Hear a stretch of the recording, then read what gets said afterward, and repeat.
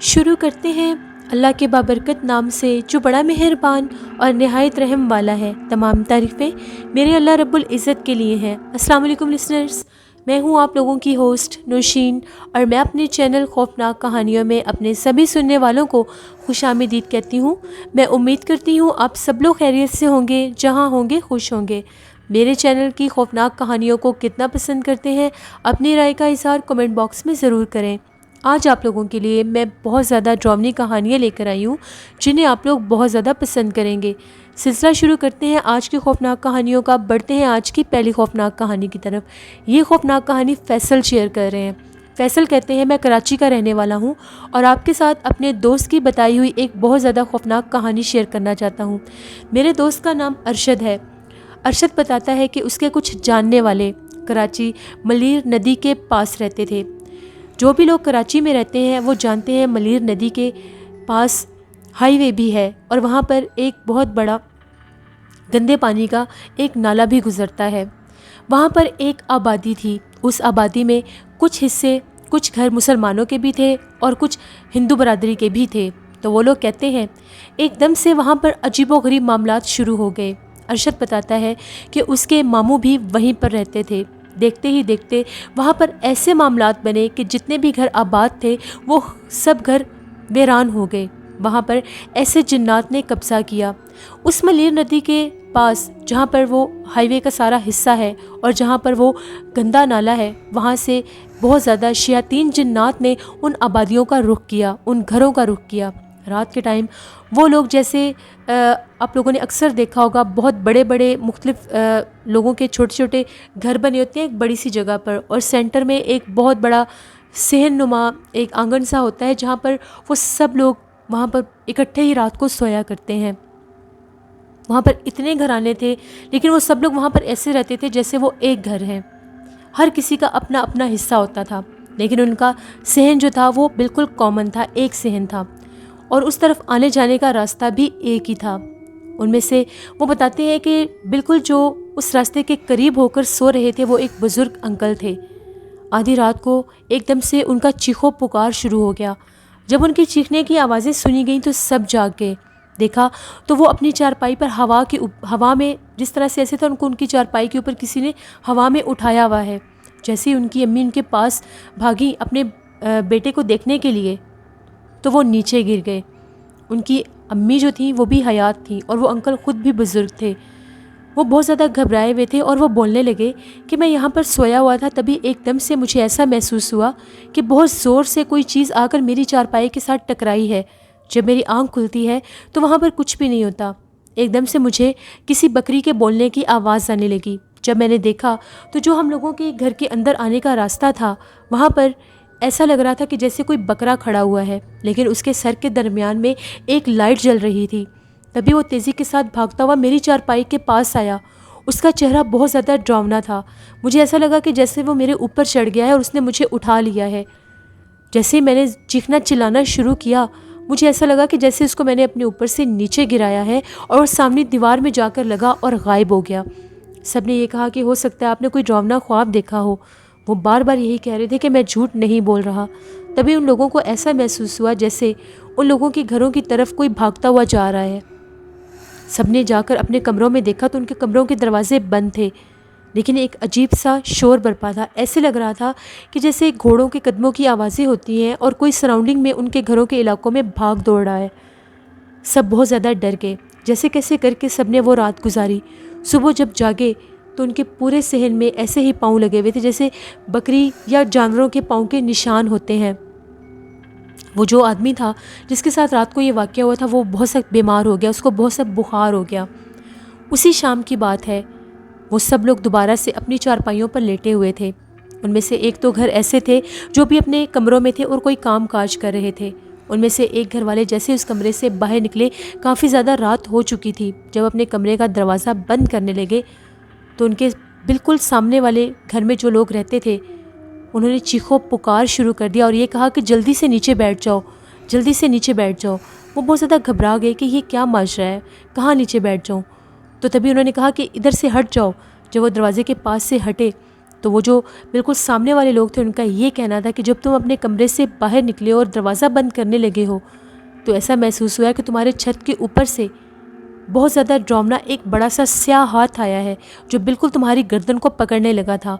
जैसे मैंने शोर मचाया तो वहाँ पर मुझे चमकती आंखें नज़र आईं और वो हाथ गायब हो गया।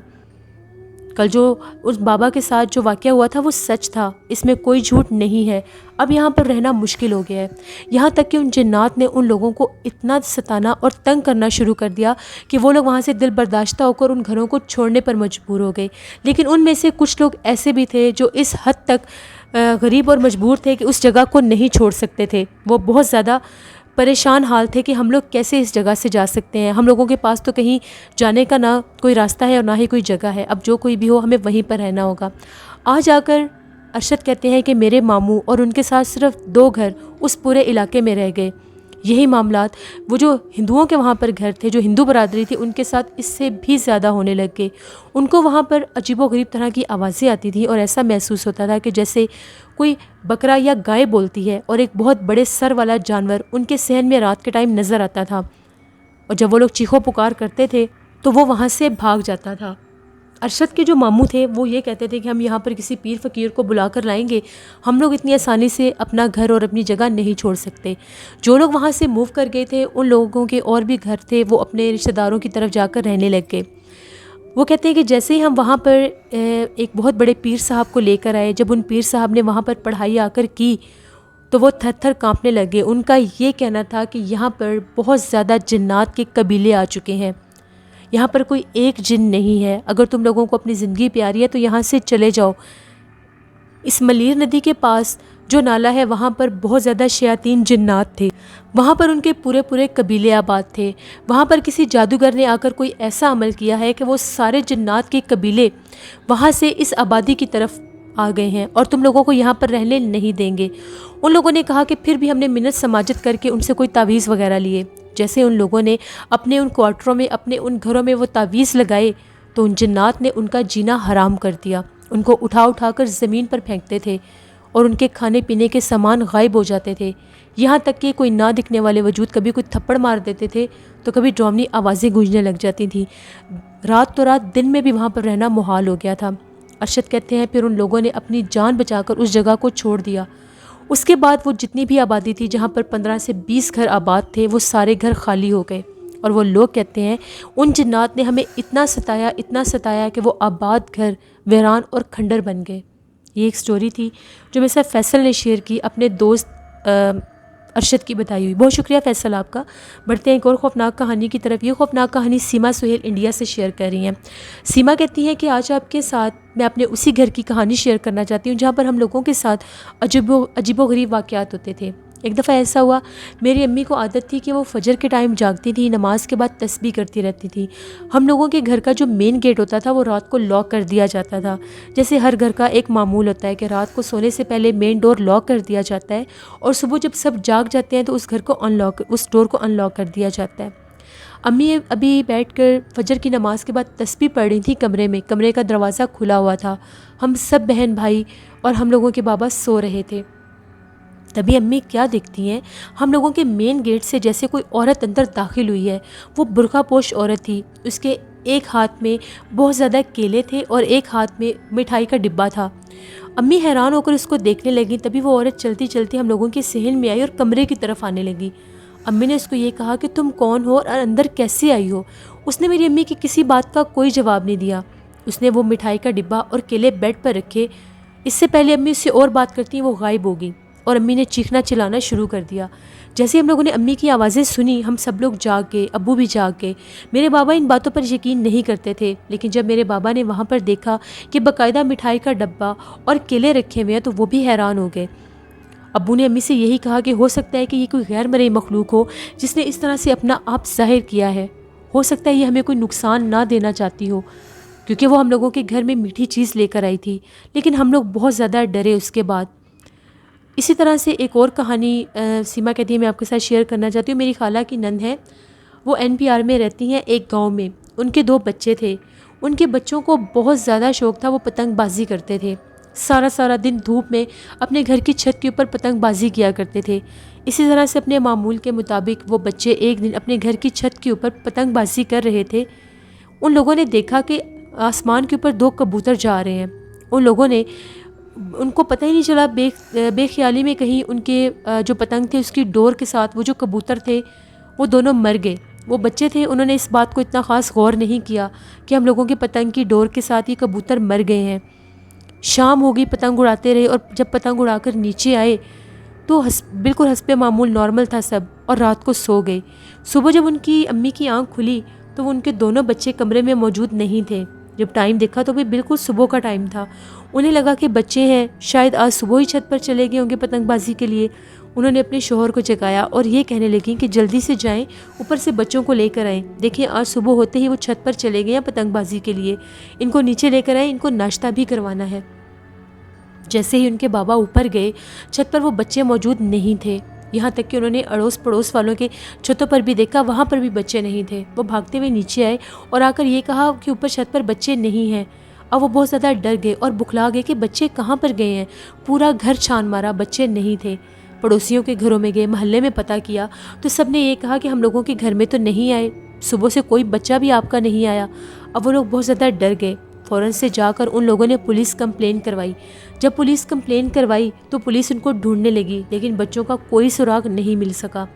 तभी उन लोगों के किसी जानने वाले ने उन लोगों को ये मशवरा दिया कि बच्चों की तस्वीरें लेकर किसी आमिल साहब के पास जाएं, क्योंकि ये माजरा कुछ और ही लगता है कि किस तरह से सोए हुए बच्चे घर से गायब हो गए। फिर वो लोग तस्वीरें लेकर उन बच्चों की एक आमिल साहब के पास गए। वो जो आमिल साहब थे, जब उन्होंने पढ़ाई की तो उनका ये कहना था कि आपके बच्चे अब इस दुनिया में नहीं हैं, उनको जिन्नात ने मार दिया है। वो जो माँ बाप थे रोने लगे और ये कहने लगे कि हमें सही बात बताएं, हमें समझ नहीं आ रही। उनका ये कहना था कि आपके बच्चों ने कल पतंगबाजी के दौरान 2 कबूतर मारे थे जो कि जिन्नात थे, इंसान नहीं थे।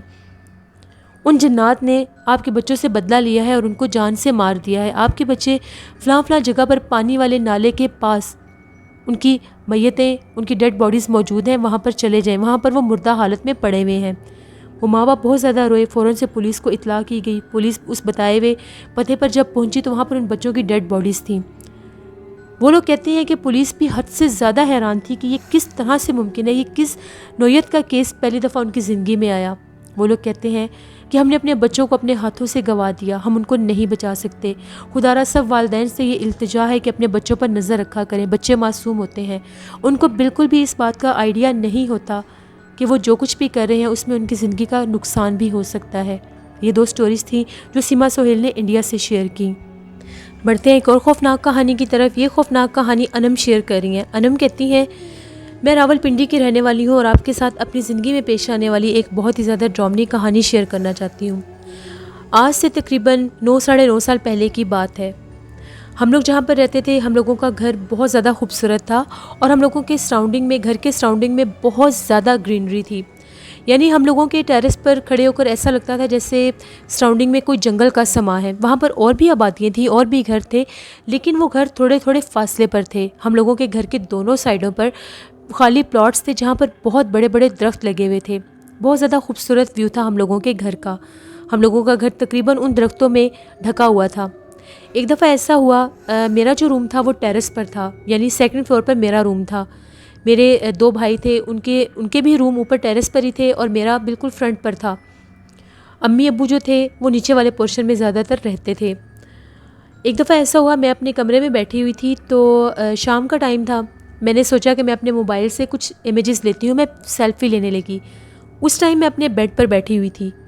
जैसे ही मैंने फ्रंट कैम ऑन किया और मैं सेल्फ़ी लेने लगी तो जैसे वो एक फ़ेस डिटेक्ट करता है, फ़ेस जूम करता है, वो ऐसा लग रहा था कि जैसे मेरे साथ कोई और फेस भी है। यानी वो मेरे फ्रंट जो कैमरा था उस पर एक फ़ेस को जूम नहीं कर रहा था, 2 फेस को जूम कर रहा था। मैं बार बार इधर उधर देख रही थी कि मेरे साथ तो कोई भी नहीं है, फिर ये कैसे पॉसिबल है। मुझे लगा कि शायद लाइट रिफ्लेक्शन होगा, इसलिए ऐसा, क्योंकि मेरे रूम में काफ़ी ज़्यादा लाइट्स लगी हुई थी। मैं वहाँ से उठी और अपने टेरेस पर आ गई। अब जहाँ पर मैं खड़ी थी, मेरी बैकग्राउंड पर बहुत ज़्यादा दरख्त थे, जैसे मैं ऑलरेडी बता चुकी हूँ कि वहाँ पर बहुत ज़्यादा ग्रीनरी थी। ओपन टेरेस था हम लोगों का। मैं बिल्कुल टेरेस की ग्रिल के पास नहीं गई और मैं थोड़ी सी अपने दरवाजे के सेंटर में ही खड़ी होगी, जो मेरे रूम का डोर था जो टेरेस पर खुलता था। वहाँ पर खड़ी होकर मैं जैसे ही सेल्फी लेने लगी, मुझे ऐसा महसूस हुआ कि जैसे मेरे पीछे भी कोई खड़ा है। ब्लैक कलर का एक शेडो सा नज़र आ रहा था। मैंने पीछे पलट कर देखा कि ये ब्लैक कलर का शेडो क्यों इसमें नज़र आ रहा है। अब मुझे वहम सा होने लग गया। मैंने 2-3 जगह बदल कर देखी, मुझे ऐसा लगा कि मेरे पीछे कोई खड़ा होता है। उसका चेहरा नज़र नहीं आ रहा, एक काला साया है जिसकी हाइट तकरीबन मेरे जितनी ही है। मैंने ये सोचा कि मैं सेल्फ़ी के बजाय मैं एक वीडियो क्लिप यहाँ पर डाउनलोड करती हूँ, रिकॉर्ड करती हूँ, एक वीडियो क्लिप रिकॉर्ड करती हूँ, उसमें ये इमेज मुझे नज़र आता है या नहीं। जैसे ही मैंने रिकॉर्डिंग के लिए वीडियो बटन ऑन किया, मैं बाकायदा रिकॉर्ड कर रही हूँ, मैं ख़ुद भी उस वीडियो क्लिप में नज़र आ रही थी।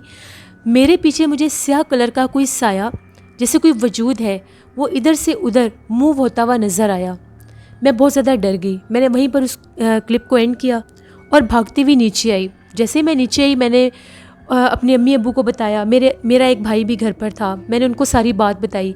उन लोगों ने ये कहा कि तुम्हारा वहम होगा, वहाँ पर इतने ज़्यादा दरख्त हैं, लाइट्स लगी हुई हैं, दरख्त की वो मूवमेंट होती होगी और तुम्हें ऐसा महसूस होता होगा। मैंने उन लोगों से ये कहा कि मेरे रूम में भी ये सब हो चुका है, मैं झूठ नहीं बोल रही, लेकिन फिर भी मेरी बात को महज वहम कह दिया गया। सब ने मुझे ये कहा कि हमें वो वीडियो क्लिप दिखाओ। जैसे मैंने वो वीडियो क्लिप ऑन किया, वो मेरे मोबाइल में था ही नहीं। मुझे ये लगा कि शायद मैं वो सेव करना भूल गई होंगी। फिर भी मैंने ये कहा कि चलो ठीक है, इसके बाद अगर मुझे कुछ ऐसा नज़र आया तो मैं आप लोगों को ज़रूर दिखाऊंगी। यहाँ तक कि मगरिब होगी, मैं नीचे ही थी। मगरिब के बाद मैं ऊपर गई, मैंने नमाज़ पढ़ी। उसके बाद मैं फिर नीचे अपने पेरेंट्स के पास आ गई। खाना खाकर तकरीबन रात के 11:30 बजे हम लोग सोने के लिए अपने रूम्स में जाया करते थे। मैं जैसे ही अपने रूम में आई, मैंने अपने कमरे का दरवाज़ा बंद किया। बहुत सख्त सर्दी का मौसम था, काफ़ी ज़्यादा ठंड थी। मैंने अपने कमरे के कर्टन्स आगे किए, लेकिन फिर भी मेरा अजीब सा जहन हो रहा था। मैंने ये सोचा कि मैं कर्टन्स हटा देती हूँ। फिर मैं डरने लगी, नहीं मैंने कर्टन नहीं हटाने। आज मैंने डे टाइम जैसे वो एक शेडो सा देखा था, कहीं मुझे कोई चीज़ नज़र ना आ जाए। मैंने फिर कर्टन आगे कर दिए और अपने रूम की जो लाइट थी उसको भी मैंने आज ऑन ही रखा। मुझे नींद नहीं आ रही थी। थोड़ी देर मैं पढ़ती रही। थोड़ी देर के बाद जैसे मैंने बुक्स बंद की, मुझे नींद आ रही थी और मैं सोने लगी। मुझे ऐसा महसूस हुआ कि जैसे मेरे कमरे के जो स्विच बोर्ड के बटन्स हैं उनको किसी ने छेड़ा है। मेरी आंख खुल गई। मैं बेड पर ही लेटी हुई थी, मैंने ब्लैंकेट लिया हुआ था। मेरे रूम की लाइट किसी ने ऑफ़ कर दी और वो आवाज़ ऐसी आई थी जैसे बटन को किसी ने बंद किया है। मुझे ये लगा कि शायद लाइट ऑफ हो गई है। अब मैं थोड़ी सी डर गई। मैंने ब्लैंकेट से बाहर मुंह निकाला तो बाहर टेरेस पर लाइट्स जल रही थी। टेरेस पर भी लाइट्स थी और वो उन कर्टन के अंदर मुझे शो हो रही थी। अब मैं बहुत ज़्यादा डर गई कि ये कैसे पॉसिबल है, मेरे रूम की लाइट कौन बंद कर सकता है। तभी मैंने एकदम से जब ब्लैंकेट से थोड़ा सा सर बाहर निकाला कि मैं यहाँ से बाहर जा सकूँ, मुझे बाकायदा महसूस हुआ कि मेरे कमरे के कर्टन्स भी किसी ने हटाए हैं। थोड़ा सा मेरे कमरे का कर्टन हटा तो बहुत ज़्यादा एक ड्रामना सा चेहरा बिल्कुल मेरे टेरेस के बाहर खड़ा हुआ था। उसका स्याह कलर का वजूद था और चेहरा बहुत ज़्यादा ड्रामना था। उसकी आंखें चमक रही थीं। उसको देखने की देर थी, मैं चीखें मारती हुई वापस भागी। जैसे मैंने कमरे का दरवाज़ा खोला, मेरे भाई भी जाग गए। मेरा भाई एक जाग रहा था। उसको ये लगा कि ये किसी चीज़ से डर गई है, पता नहीं इसको क्या हुआ है, लेकिन मैं उस वक्त किसी को कुछ बता नहीं पा रही थी। मैं सीधा नीचे भागी। जब मैं नीचे गई, मेरा चीखो पुकार सुनकर अम्मी अबू भी जाग गए। मैंने उन्हें सारी बात बताई कि ये मेरे कमरे में हुआ है। वो लोग ऊपर आए। मेरे कमरे का पंखा भी चल रहा था इतनी सख्त ठंड में और मेरे कमरे की सारी लाइट्स ऑन थी, यहाँ तक कि टेरेस का दरवाज़ा भी खुला था। उन लोगों ने जब ये सब देखा, वो लोग भी बहुत ज़्यादा परेशान हो गए। खैर कमरे के दरवाजे बंद किए गए, टेरेस की लाइट्स तो ऑन ही थी। मेरे कमरे को बंद करके मैं भी नीचे आ गई अपने पेरेंट्स के पास। मैं बहुत ज़्यादा डरी हुई थी कि एकदम से ये मेरे साथ क्या मामला शुरू हो गया है। तभी थोड़ी देर के बाद मेरे भाई जो थे वो भी ऐसे ही भागते हुए नीचे आए। उन लोगों ने दरवाज़ा खटखटाया, हम लोगों ने खोला। वो बहुत ज़्यादा डरे हुए थे। अम्मी ने पूछा कि क्या हुआ है। उन लोगों का ये कहना था कि जैसे ही हम लोग अपने कमरे में गए हैं, हम लोगों को इसके कमरे से अजीबोगरीब हंसने की आवाज़ें आने लग गईं। ऐसा महसूस हो रहा था कि इसके कमरे में जिस तरह से कोई हंस रहा है, और वह जो हंसने की आवाज़ें थी वो भी एक लड़की की ही महसूस हो रही थी। जबकि इसके कमरे की हम लोग लाइट्स ऑफ़ करके नीचे आए थे, कमरे की लाइट भी जल रही थी और ऐसा लग रहा था कि इसके कमरे में कोई चल फिर रहा है। हो ना हो कोई माजरा ज़रूर है। अब सब लोग बहुत ज़्यादा डर गए, वो भी नीचे आ गए। हम लोगों के रूम में, जिस रूम में हम नीचे थे, ऊपर बिल्कुल मेरा रूम बनता था। बाकायदा ऊपर महसूस हो रहा था कि जैसे मेरे कमरे में फर्नीचर को कोई घसीट रहा है। मेरी तो चीखें निकल रही थी। जब सुबह हुई, हम लोग बहुत ज़्यादा डरे हुए थे। मेरे अब्बू फ़ौरन से गए और मेरे अब्बू मौलवी साहब को बुला कर लाए। वो मौलवी साहब आए, उन्होंने पढ़ाई की, ऊपर वाला कमरा देखा। उनका ये कहना था इस कमरे में जिन्नात हैं, इस कमरे में जिन्नात का असर हो गया, मैं उनको निकाल नहीं सकता, आपको कोई आमिल साहब लाने होंगे। अब हम लोग बहुत ज़्यादा परेशान हो गए। जैसे कैसे करके मेरे भाइयों ने भाग दौड़ करके अपने दोस्तों से पूछकर एक आमिल साहब का पता किया, उनको लेकर आए। जब वो हमारे घर में आए, उन्होंने मेरे कमरे में पढ़ाई की, तो उनका ये कहना था कि आप लोगों की बेटी के कमरे में बहुत ज़्यादा जिन्नात का साया हो चुका है। 3 से 4 जिन्नात हैं जो इस कमरे में मौजूद हैं, और ये जिन्नात इन दरख्तों से आए हैं।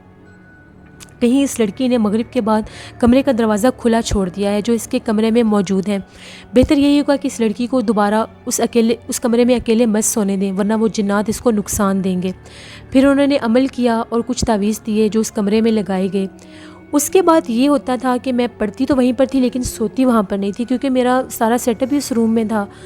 और जब मैं वहाँ पर पढ़ती थी तो उस वक्त तो मुझे कुछ ख़ास महसूस नहीं होता था, मेरे सामने कोई नहीं आता था, लेकिन किसी की मौजूदगी का एहसास टेरेस पर रहता था। रात के टाइम हम लोगों को ऐसा लगता था कि बाकायदा टेरेस के ऊपर कोई भागता दौड़ता है, और कभी कभी हम लोगों के टेरेस के ऊपर से अजीबोगरीब आवाज़ें भी आती थीं। ऐसा लगता था कभी कोई डरावनी आवाज़ में गुर्राता है और कभी कोई डरावनी आवाज़ में रोता है। यहाँ तक कि हम लोग इस हद तक खौफज़दा हो गए कि मेरे भाइयों ने और मैंने ऊपर वाला पोर्शन बिल्कुल छोड़ दिया। हम लोगों के घर के तीनों ऊपर वाले कमरे खाली हो गए और हम लोग नीचे शिफ्ट हो गए। हम लोगों के नीचे वाले पोर्शन में भी 3-4 कमरे थे। फिर हम लोगों ने वहाँ पर रहना शुरू कर दिया। 1 साल बामुश्किल हम लोगों ने वहाँ पर गुजारा। वहाँ पर ऊपर वाले पोर्शन में वो जिन्नात बहुत ज़्यादा मुकीम हो चुके, उन तावीज़ों के बावजूद भी। मेरे कमरे में तो वो नहीं आए, लेकिन मेरे भाइयों के कमरे में उनका असर हो गया। 1 साल के बाद हमने वो घर छोड़ दिया। हम लोगों का घर बहुत ज़्यादा खूबसूरत था और हम लोग वहाँ पर बहुत खुश रहते थे। लेकिन एक बात का शुक्र है, उन जिन्नात ने हमें कोई नुकसान नहीं दिया, लेकिन अपनी मौजूदगी का एहसास बहुत ज़्यादा दिलाते थे। नीचे वाले हिस्से में नहीं आते थे, लेकिन ऊपर वाले पोर्शन में बाकायदा चलते फिरते थे, कमरों के दरवाजे खुलते बंद होते थे। यहाँ तक कि हम लोगों के सामान की जगह भी चेंज होती थी।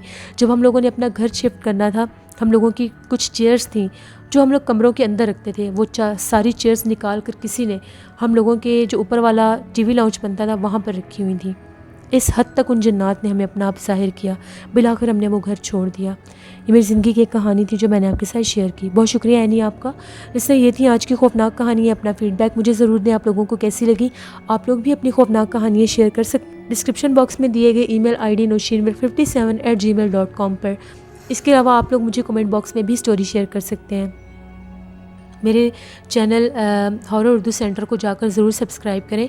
उस पर जिनज़ादा की आज लास्ट एपिसोड है। बहुत ज़्यादा हॉरर और बहुत ज़्यादा दिलचस्प नावल था, उसको ज़रूर विज़िट करें। अब कल से जो मैं नावल स्टार्ट करूँगी वो बहुत ज़्यादा डरावना है, इतना डरावना कि शायद आप लोगों को सुनते हुए भी डर लगे। तो जिन लोगों ने अभी तक मेरे चैनल को सब्सक्राइब नहीं किया, अभी जाएं और मेरे चैनल को ज़रूर सब्सक्राइब करें।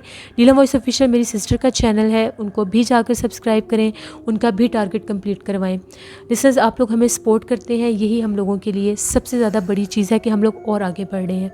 अपना बहुत सा ख्याल रखा करें। अपनी ढेरों दुआ में मुझे, मेरे वालिदैन को, मेरी फैमिली को ज़रूर याद रखा करें। आप सब लोगों की दुआओं का बहुत शुक्रिया। मेरी खाला माशाल्लाह बहुत बेहतर हैं और ख़तरे से बाहर हैं। बहुत शुक्रिया आप सबका। मज़ीद उनके लिए दुआ करिएगा। कल आप लोगों के साथ फिर मुलाकात होगी किसी नई खौफनाक कहानी में।